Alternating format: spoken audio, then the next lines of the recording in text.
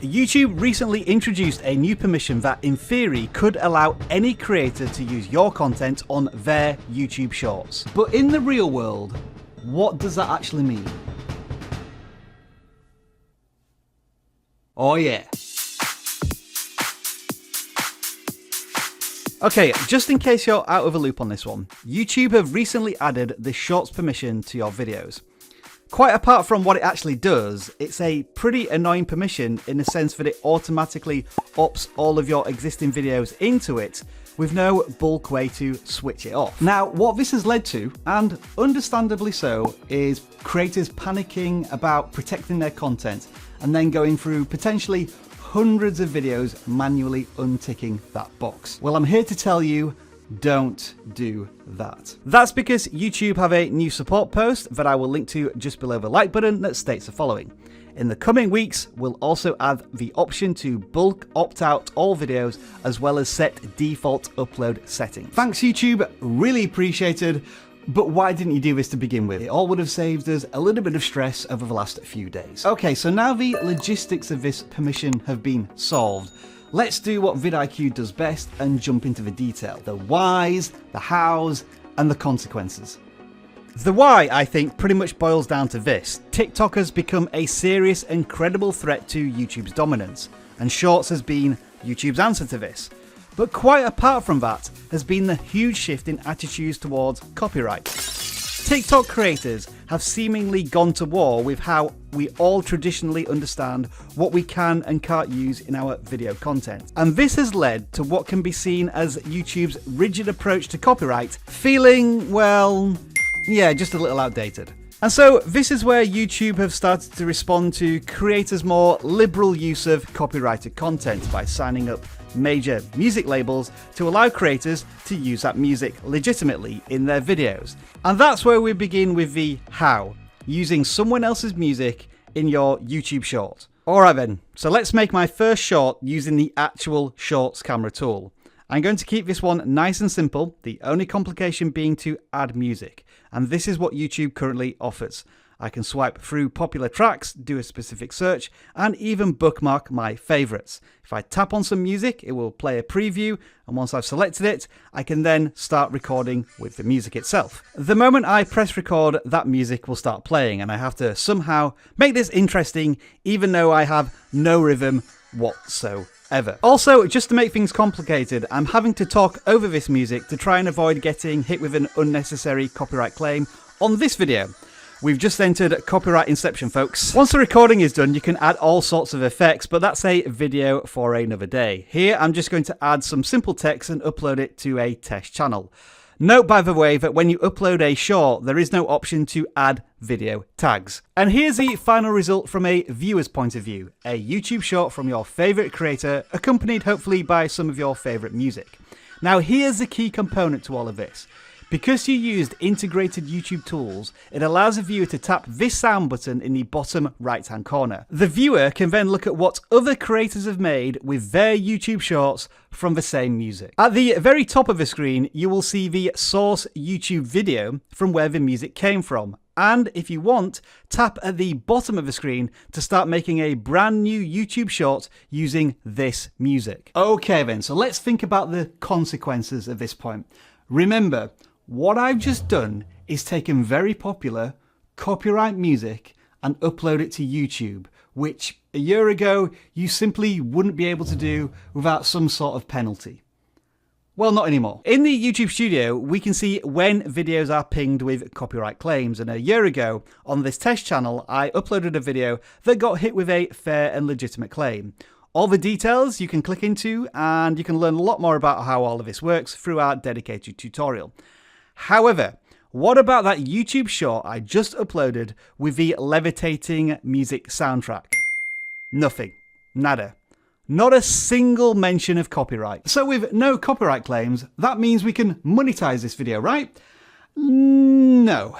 Nada. It's a YouTube short. You can't monetize them just yet. But anyway, enough about that, because I want to show you something really interesting and, to be honest, really quite funny. I decided to download the video I had just made off of YouTube, which you are well within your right to do, since it is your own content. But at the same time, I'm now taking a video off of YouTube that has copyright music on it. So once I had deleted the original video I had made through the YouTube Shorts camera tool, I re-uploaded the video I just downloaded, and would you believe it, I got dinged with a copyright claim. That's right folks, the same video that moments before had no restrictions was now blocked in certain countries. So that's fair warning to all of those bad actors out there. Not that any of them are watching this video. It is not all of a sudden open season or a wild west of copyright out there on YouTube. If you manually upload videos to YouTube, as you have done using the standard tools in the past, and that video contains copyrighted material, then you are still likely to get a copyright claim and maybe even a copyright strike. However, if you use YouTube's integrated tools through that YouTube Shorts camera, I guess in YouTube's walled garden, then you should be protected from any copyright claims because YouTube is giving you the opportunity to use that through their tool. Now for the average creator on the street, this is a good thing. It's something that we've all been wanting for probably a decade at this point, and it's taken a very long time for the music labels to come around to this way of thinking. But when we start talking about your content, then it gets a little more personal. The thought of spending hours and hours and hours making content only for some other creator to come and borrow it with YouTube's blessing and support is unconscionable. And that for many creators, especially those who've been on the platform for a long time, just aren't ready to embrace yet. It's not in their DNA to freely share their content. As a much younger video platform, new creators are more willing to embrace, try, and indeed collaborate on the idea of shared video content. But with YouTube, you've got 15 years of well-established expectations to break down. But, well, seemingly YouTube have taken the sledgehammer approach with this new permission. Or at least on first impressions it feels like that. But in truth, in reality, how do creators make use of this new permission?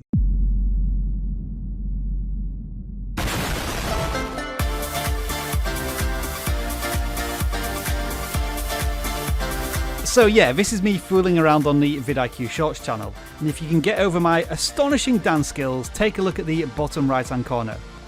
The audio is attributed to this short, even though technically it's licensed music from artlist.io, which we paid for. So with all of that being said, try and wrap your head around this. Any creator could take the audio from this YouTube short, my YouTube short, and create a brand new YouTube short from the audio. And that's what I did.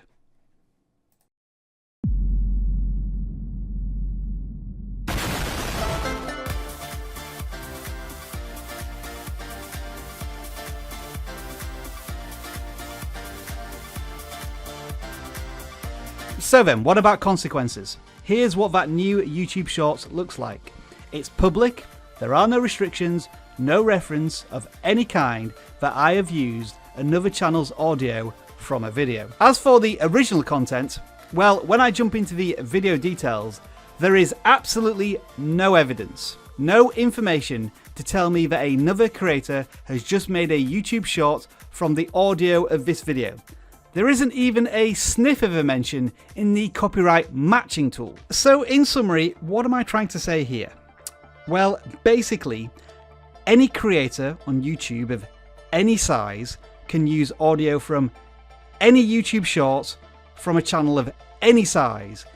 And it's all thanks to this button that we can see on every single YouTube short. But hang on a second. This permission that YouTube have just introduced is supposed to protect our content from this, right? Well, it's not as simple as that. Not all videos can opt out, and it just so happens that it's YouTube Shorts that can't opt out of audio sampling.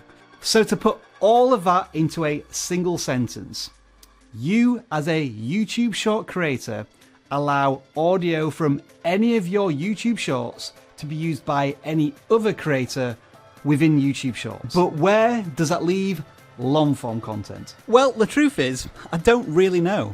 I followed the instructions from the support page, but no create short button could be found on my long form videos.